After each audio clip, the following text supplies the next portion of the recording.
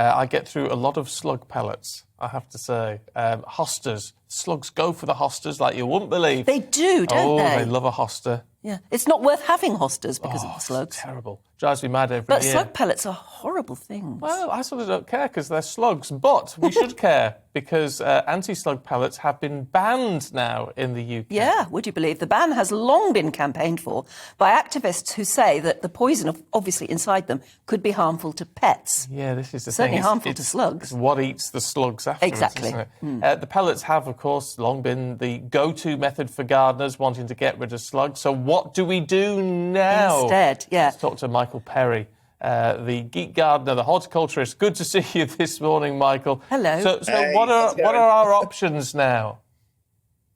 Well, you've got a few different options. You can either avoid them, you can deter them, you can plant sacrificial plants, or you can help out the whole ecosystem by attracting the predators of the slugs. So obviously birds, mammals, all of the animals that actually depend on those as a food source. So there's lots of different ways that you can work in synergy with slugs in your garden. And the same applies to snails as well. Just remind us again, though, what are those natural predators and would we want them in our gardens as well? Yeah, absolutely. So all sorts of mammals, birds, hedgehogs as well. We should do what we can to attract hedgehogs, including, little hedgehog houses, areas that are very natural, piles of twigs, hedgehog highways as well. That's when you cut a hole in your fence to make sure the hedgehogs can go from garden to garden. Frogs too. So if you've got small ponds, frogs, toads, they will all feed on the slugs. But you can even go a step further and plant plants that the slugs will avoid. They don't like furry surfaces. They don't like, in terms of hostas, there are certain hostas you can grow that they avoid. The ones that have got a lot more rougher surface, they don't tend to like. They like foliage that is very succulent. So if you are planting plants, then choose the ones that perhaps they don't like, or bring those extra predators into your outdoor space. Well, I have to say that's a good idea. I've got a little hedgehog house. But have you got a hedgehog yeah. in it? We haven't got a hedgehog at the minute, no. But we did a couple of years ago, so it's fingers crossed. I know they get through a lot of slugs. But in the meantime, Michael, I read somewhere that I need to go and buy cans of lager.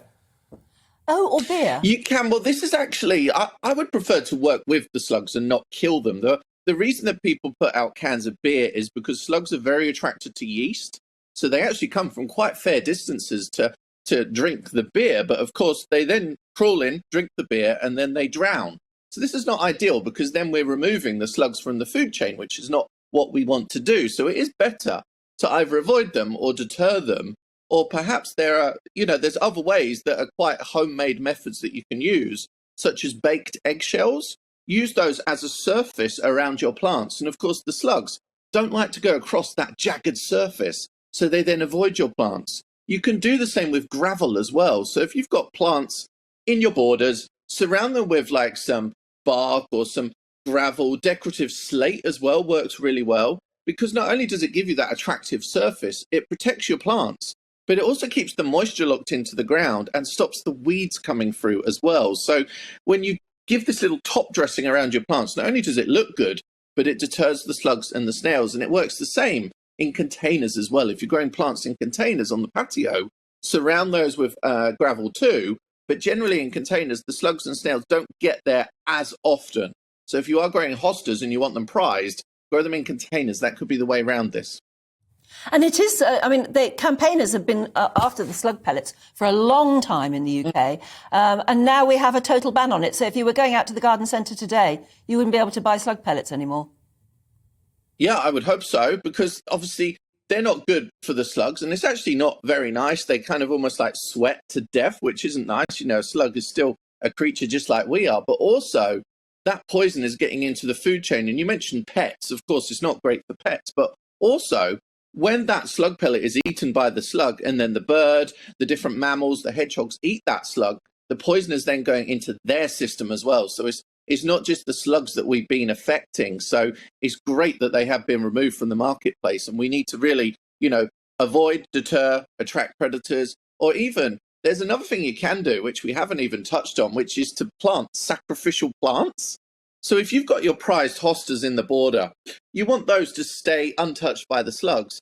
What about planting a row of lettuce in front of those hostas to know that the slugs are likely to go for that lettuce first off and then gorge themselves, and then they won't have any appetite left for the hostas. That could work too. That's an interesting one, because lettuce are quite good-looking plants. Yeah, they can be. Worth a try. Brilliant. It's worth a try, that, Michael. Thank you very much indeed. Really good to talk to you. It gives me a little bit of hope. Well, it's nice to know that it's a good day for hedgehogs. Yes. Because they're no longer going to want to eat slugs that have got the pellet inside them. It's the one thing that put me off the slug pellets when we started getting hedgehogs in the garden and thinking... You don't want to poison the hedgehog, don't want to poison them. Yeah. So there you go. So no, but we've all got to think again now. But we get through a lot of eggs, so maybe the eggshells one is the way forward. That's a good one, yeah.